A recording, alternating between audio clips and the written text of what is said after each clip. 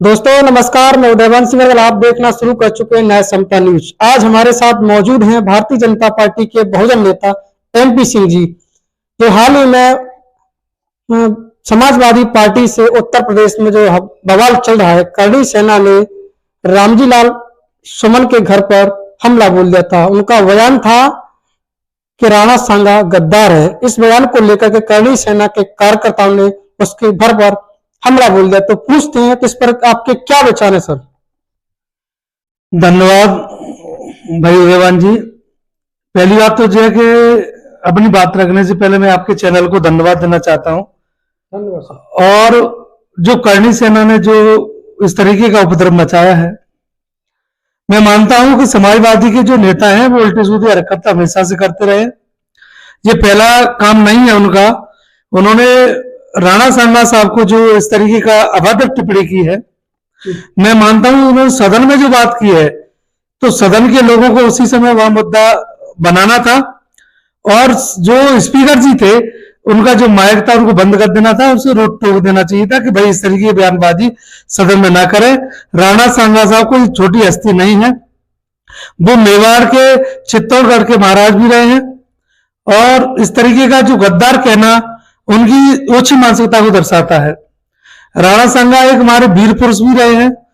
मैं थोड़ा सा इस पे थोड़ा लंबा खींच सकता हूं कि राणा सांगा साहब ही नहीं, उनकी धर्म पत्नी महारानी कर्मावती, जो बूंदी जिले से उनका जो मायका है, वहां की जो बेटी है, हड़ाव की बेटी है, जो राणा सांगा की पत्नी थी, राणा सांगा के देहांत के बाद हुमायूं को भी उन्होंने राखी भेजी थी, क्योंकि गुजरात के जो लोग थे उन्होंने वहां पर जो गुजरात की जो राजा थे, उन्होंने सुल्तान, उन्होंने हमला किया तो उन्होंने अपनी राखी हुमायूं को भेजी कर्मावती ने रक्षा के लिए, लेकिन हुमायूं देरी से पहुंचा तो वहां की कर्मावती जो रानी थी उन्होंने स्वयं वहां युद्ध किया और जौहर किया। तो वो गद्दार कैसे हो सकता है कि जहां राणा सांगा स्वयं युद्ध में रहे, उनकी पत्नी युद्ध में रही।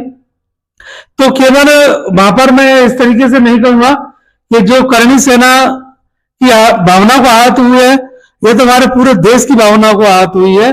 उसको माफी मांगना भी चाहिए, क्षमा मांगनी चाहिए। दूसरी बात ये भी कहेंगे कि देश में लोकतंत्र भी है, देश में संविधान भी है, देश में न्याय व्यवस्था भी है, लेकिन इस व्यवस्था को लोगों ने मजाक बना लिया है। चाहे मैं एक केवल करणी सेना को नहीं कहूंगा, इस तरीके के तमाम संगठन है जो अपनी मर्जी से निर्णय लेते हैं, जो उनको नहीं लेना चाहिए, उनको न्यायपालिका भी जाना चाहिए, नहीं तो अपने बयान चैनलों के माध्यम से या उसे माफी के लिए बोलते थे। और किसी के घर पर इस तरीके का हमला करना ये ठीक नहीं है। लोग विपक्ष हो चाहे कोई भी हो, उसे सुरक्षित रहने का भी अधिकार है, क्योंकि देश में अभिव्यक्ति की भी कोई वैल्यू है, अभिव्यक्ति की आजादी है। लेकिन अभिव्यक्ति के साथ साथ मुझे इस बात का भी ध्यान रखना है कि किसी की भावना को आहत ना हो। तो मैं तो ये कहना चाहता हूं दोबारा से पूरा कि सांसद जी को इस बयान पर माफी मांग लेना चाहिए। पूरे देश की भावना आहत हुई है, केवल करणी सेना की नहीं, पूरे देश की भावना आहत हुई है। इसमें जो सांसद जी का जो बयान था, उन्होंने जो बयान दिया था वो बता रहे हैं कि इतिहास का प्रमाण है, जो ऐतिहासिक जो बात उन्होंने कही थी, इस पर भावना की बात कैसे हुई? अब इतिहास की बात करें तो आजकल लेखकों की भी कमी नहीं है। कौन क्या लिख रहा है, क्या पेश कर रहा है। मैं डॉक्टर अम्बेडकर साहब के बारे में भी पढ़ता हूं, आप बुद्ध के बारे में भी पढ़ते हैं। तथागत बुद्ध को लोग विष्णु का 10वां अवतार बताते हैं, वो जैसी मानसिकता लोग बताते हैं। तो वो इतिहास नहीं है। इतिहास वो है जिन्होंने जीता जागता वहां लिखा, उसको देखा, प्रमाणित देखा। राणा सांगा को हम लोगों ने उस पुस्तक को पढ़ा जिस समय लोगों ने लिखा। राणा सांगा साहब के समय आप रविदास जी को देखते हैं, उस राज्य के सबसे राजगुरु रहे। तो आप जिस तरीके से उन्होंने कौन सी पुस्तक पढ़ी है, ये तो सांसद जी जाने कि कहां गद्दार का कौन से युद्ध में वो उन्होंने गद्दारी दिखाई। उन्हें तो हत्या की गई है उनकी, तो राणा सांगा साहब की तो हत्या हुई है। तो वो गद्दार का, उन्होंने तो युद्ध किया और युद्ध से कभी पीछे नहीं रहे जी। तो फिर गद्दार कैसे हो सकते हैं? गद्दार होते तो अपने बच्चों के लिए नहीं लड़ते या बचा लेते उनको, उनकी पत्नी नहीं लड़ती, उनकी पत्नी ने भी जौहर किया। महिलाओं ने भी टोली बनाई थी। तो इस तरीके के बयान उनको नहीं देना चाहिए, ये गलत भी है मेरे हिसाब से। जहां पर उत्तर प्रदेश में पुलिस प्रशासन की मौजूदगी में पुलिस प्रशासन को रोकती जा रही थी, उस समय करणी सेना के समर्थक, उनके कार्यकर्ता, उनके लोग गाड़ियों से जाकर के एक सांसद की, जो राज्यसभा सांसद है, जो उच्च सदन के जो सांसद हैं, उन पर हमला किया था। तो इस हिसाब से आम जनता की क्या स्थिति होगी, किस तरीके से आप देखते हैं इसको? देखिए, जो करणी सेना का जो रवैया था वो राजनीतिक रूप ले रहा था। लोगों की पता नहीं क्या व्यवस्था थी, वो लोग जाने कि उन्होंने क्यों किसी पे इस तरीके का हमला, कातलाना हमला किया। ये गलत है। गाड़ियों की तोड़ फोड़ की गई, बाहर और भी गाड़ियां थी। यदि कोई बात थी तो उनको टारगेट बनाते, उन पे हमला करते और उन्हें मजबूर करते कि भाई माफी मांगने के लिए कभी इस तरीके की गलती ना करें, क्योंकि हमारी भावनाएं हाथ हुई हैं। तो मैं तो ये भी कहूंगा कि करणी सेना ही नहीं, वैसे उनको भी इस तरीके पर ध्यान देना चाहिए, करणी सेना के जो नेता है, कि भाई इस तरीके से नहीं होना चाहिए। ये तो आप युद्ध जैसी नीति अपना रहे हैं, स्वयं निर्णय ले रहे हैं। जब लोकतंत्र में इस तरीके का निर्णय नहीं होते हैं, लोग कल और भी संगठन है वो भी लोग उतारू हो जाएंगे, तो देश की तो व्यवस्था ही बिगड़ जाएगी। कानून व्यवस्था का नाम नहीं रहेगा, न्याय व्यवस्था पर कोई भरोसा नहीं करेगा। तो इस तरीके से उनको भी नहीं करना चाहिए। इस तरीके से हम कहते हैं, जिस तरीके से राणा सांग की भावना को लेकर के लोगों ने, करणी सेना ने आंदोलन किया, इस प्रकार कहेंगे कि बाबा साहब की प्रतिमा उत्तर प्रदेश के जालौन जिले में अभी प्रतिमा को खंडित किया गया है। बाबा साहब की हजारों लाखों प्रतिमाओं को खंडित कर दिया गया। क्या बहुजन समाज की या मूल्यवादी समाज की भावना आहत नहीं होगी? इस पर क्या कहेंगे आप? देखो, थोड़ा सा कड़क भी है। डॉक्टर बाबा साहब अम्बेडकर इस देश के नहीं पूरे विश्व की धरोहर है, विश्व स्तर पर उनको माना जाता है। डॉक्टर अम्बेडकर साहब की जो मूर्तियों को जैसे ही खंडित किया जाता है, हम उनको नया नाम दे देते हैं असामाजिक तत्व। वो तत्व वगैरह कुछ नहीं है, तत्व तो बहुत बड़ी चीज होती है। वो तो इस समाज के बहिष्कृत लोग माने जाए, इस तरीके से वो समाज के लोग है ही नहीं जो इस तरीके की भावनाएं आहत करते हैं। और मैं ये देख रहा हूं कि इतनी बड़ी मूर्तियां खंडित हुई, आज तक यार क्यों ना कोई इस तरीके के मामले सामने आए हैं कि हमने आज उस अपराधी को गिरफ्तार किया, उसको सजा दिला पाई। देश में हजारों मूर्तियां टूटी, उनमें से सैकड़ों या 50 लोग जो अपराधी सामने नहीं आए। क्या वो लोग गलत हैं जिन्होंने मूर्तियां तोड़ी, या पुलिस गलत है वो उनको गिरफ्तार नहीं कर पा रही है? या जो लोग बाबा साहब के नाम पर जो आंदोलन करते हैं, फोटो वीडियो बनाते हैं, क्या वो लोग गलत हैं जो अपराधी तक नहीं पहुंच पा रहे हैं? मैं तमाम भी ऐसे उदाहरण दे सकता हूं जहां बहुत संगठन है जो बाबा साहब की गारंटी मानते हैं, बपौती मानते हैं। वो प्रतिमा जैसे टूटी नहीं और वहां पहुंच गए अल्लाह उल्लाह करने के लिए, और प्रशासन ने 10-20 हजार रुपए दे दिए और जेब में रख लिए और फोटो वीडियो बनाए, दूसरी प्रतिमा लगा दी, उसको बहुत बड़ा रुतबा मान लेते हैं। ये आपका रुतबा नहीं है, आपका कायराना तरीका है। आपको डूब मरना चाहिए इसे सिस्टम बनाने से। यदि वहां प्रतिमा टूटी तो हमें पहले अपराधी चाहिए, वहां जब तक प्रतिमा नहीं लगनी चाहिए जब तक अपराधी गिरफ्तार नहीं हो जाए।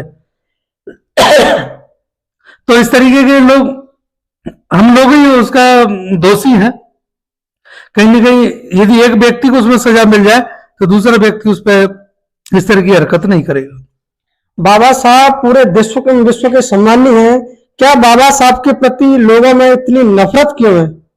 बाबा साहब के प्रति लोग इतना नफरत क्यों करते, इस पर रीजन क्या है? देखो, डॉक्टर बाबा साहब अम्बेडकर से देश प्यार करता है, सारे दल उनको नेता मानते हैं, महापुरुष भी मानते हैं। कुछ लोग हैं जिनको कभी बाबा साहब के बारे में पढ़ने को नहीं मिला, बाबा साहब के बारे में उन्हें कोई जानकारी नहीं मिली। ये मान लो कि वो अशिक्षित या उपद्रवी टाइप के लोग हैं। वो किसी भी जाति धर्म समुदाय के हो सकते हैं। मैं किसी जाति विशेष पे बात नहीं करूंगा, क्योंकि कुछ मामले हमारे सामने ऐसे भी आए जब प्रतिमा टूटी गई, उनमें आपके खासकर दलित समुदाय के लोग भी उसमें सम्मिलित पाए गए। ओबीसी पिछड़े वर्ग के लोग सामने आते हैं, सामान्य वर्ग के लोग सामने आते हैं। तो ये वो लोग हैं जिन्होंने कभी बाबा साहब को नहीं पढ़ा। तो हम लोगों को उनके आसपास जो लोग रहते हैं, एक बार उन्होंने खंडित कर दी तो माफी से काम नहीं चलेगा। उसको एक पुस्तक भेंट करें कि आप डॉक्टर अम्बेडकर को पढ़ें और फिर वो शायद नहीं तोड़ेगा, उसकी आने वाली पीढ़ी भी उससे संभल जाएगी। उसे पुस्तक भेंट जरूर करें बाबा साहब के जीवन से संबंधित, लेकिन उस अपराधी को सजा मिलने के बाद। अंतिम सवाल है, यदि करणी सेना, यदि अन्य जो संगठन है जो स्वयं न्यायाधीश बनकर के स्वयं न्याय करने लगेंगे, किसी के घर भी जाकर के गुंडों की तरह तोड़फोड़ करेंगे, मारपीट करेंगे, गाली गलौज करेंगे, माँ बहन की इस तरीके से वहां पर रहने वाले गली मोहल्ले उनके बच्चे भी दहशत में आ गए थे, वो दृश्य कैसा होगा जब लोगों को लग रहा होगा कि यहाँ पर क्या होने वाला है। उसकी किसी को कोई अपेक्षा नहीं थी, क्या हो सकता है, कुछ भी हो सकता था। तो इस पर क्या कहेंगे सर? देखिए, करणी सेना का जो उनका व्यक्तिगत मामला है कि उनका कैसा रवैया है और उनके संगठन का कैसा कॉन्स्टिट्यूशन है, कैसा नियम है, कैसा तैयार किया। मैं तमाम संगठनों के बारे में बताता हूँ कि चाहे भारतीय जनता पार्टी हो, उसका एक अपना कॉन्स्टिट्यूशन है, हिंदू राष्ट्र की तरफ उनकी कदम है और हिंदूवादी व्यवस्था को सुदृढ़ बनाने के लिए वो भी काम कर रहे हैं। तो तमाम ऐसे दल है, जैसे बहुजन समाज पार्टी का मैं उदाहरण दे रहा हूं, मैं पूर्व में उनसे पार्टी से नेता रहा हूं।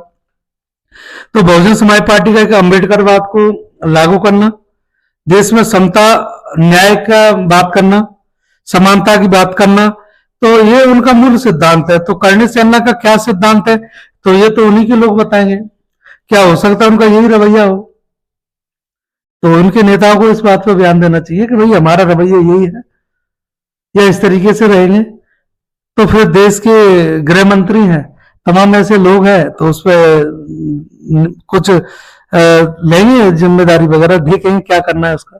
ठीक है, धन्यवाद सर, आपसे हमारे साथ जुड़े थे एमपी सिंह, भारतीय जनता पार्टी से बहुजन नेता थे। उन्होंने अपने शब्दों में उस मामले को समझाने का प्रयास किया। देश में नफरत की राजनीति नहीं होना चाहिए, देश में नफरत की राजनीति को एकदम थाम देना चाहिए। ये नफरत करने वाले लोग या नफरत करके देश में पूरे में आखिर क्या करना चाहते हैं, इस देश को कहां लेकर जाना चाहते हैं? नफरत से लोग इस देश के लिए, पूरे समाज के लिए भी एक दीमक हैं, समाज के लिए बहुत बड़ा खतरा है। तो हम भी चाहते हैं कि इस देश में नफरत की राजनीति न हो। ऐसी खबरों को देखने के लिए हमारे साथ बने रहिए। न्याय समता न्यूज को सब्सक्राइब करें, फॉलो करें। धन्यवाद।